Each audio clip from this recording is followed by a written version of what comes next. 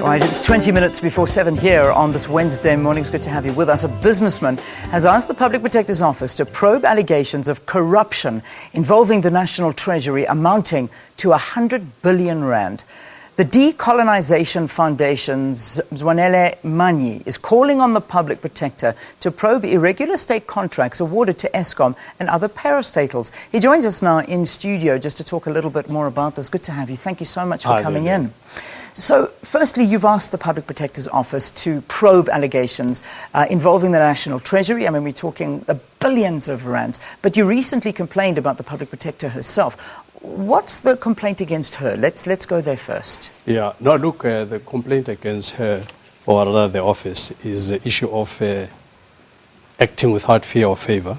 For us in the Decolonization Foundation, we argue that it would appear, with given the pattern of cases that she's doing, that there's a particular bias. In fact, even the manner in which she conducts herself around the cases, there's a particular narrative, as it were. So when it's an ANC government issue, then she gets all excited and gets a whole range of spectacle in the various briefings and so on, and all the cases get done. Nothing wrong with that. But when it's like DA cases, as it were, things just sort of have got a very elegant way of just fizzling out and nothing happens and all that. And also, if the beneficiaries of the proceeds of the public funds are clearly private sector, as it were, even there she does not become energetic. So we've listed the actual instances in the deposition that we've made to make that point, to say, in terms of the Public Protector Act, she has to act without fear or favor, and we're making the point here that we don't think she's complying with that. It's a contravention of Section 13, subsection 1 of the Public Protector Act, which enjoins her to act without fear or favor. So that is the issue. Yeah. Okay, so that's pending at the moment. But now at the same time, you've also asked her to probe some allegations of corruption involving the National Treasury. Let's talk about this. Where is this coming from now? Okay, there are three stages on this. The first issue is that if one looks at the tenders issued by National Treasury in 2007 with the two stations, the Kusile and Medupi, the tender went out for some 200-odd billion. At that time, in fact, a lot of international benchmarks can be made. I think at that same time, there was a similar kind of coal-fire plant in Germany and elsewhere, so we can benchmark this.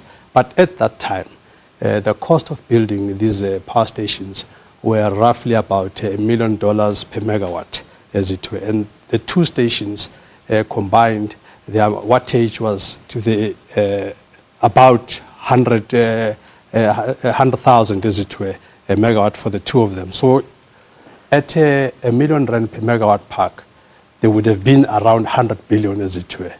But yet the tender went out for 200 billion. So we're saying there's 100 billion bonanza that has just come out on top of what should have been. So that's the first area of probe. How did you get how did you get an excess of 100 billion in the first place? That's the first thing. And I think Trevor Manuel must come and respond to this. It was in his era. That's the first thing. Now the second thing, we hear last month that in fact the estimates are that Treasury is now, not Treasury, Eskom is also going to face another additional 83 billion on top of the current 200 odd. And the reason for that, we are told that is all kinds of escalations, inflation related, and the DG makes a point in an article there that no, in fact, these are not cost overruns, it's just inflation and whatever and all that. And then we say, but why is that is a surprise? Surely there would have been models that would have been done.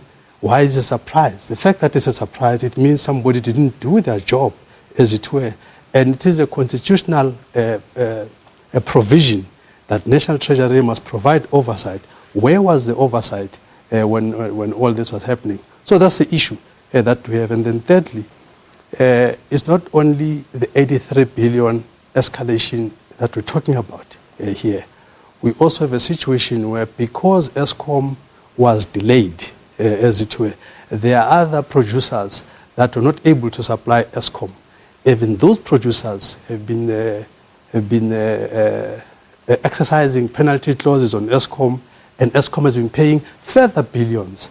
Now, the contractor that did not build these stations on time, it also appears there were no penalty clauses as it was. So Eskom is not able to claw back from the contractor that was building these power stations. Yet, on the other hand, those clauses apply to Eskom, and Eskom has had to pay these other people and all that. So we're saying this is serious, looks like an elaborate scheme of siphoning funds using Eskom. Yeah. And our problem is that when all of this is happening, you must remember that National Treasury has got a central role in this because they provide guarantees.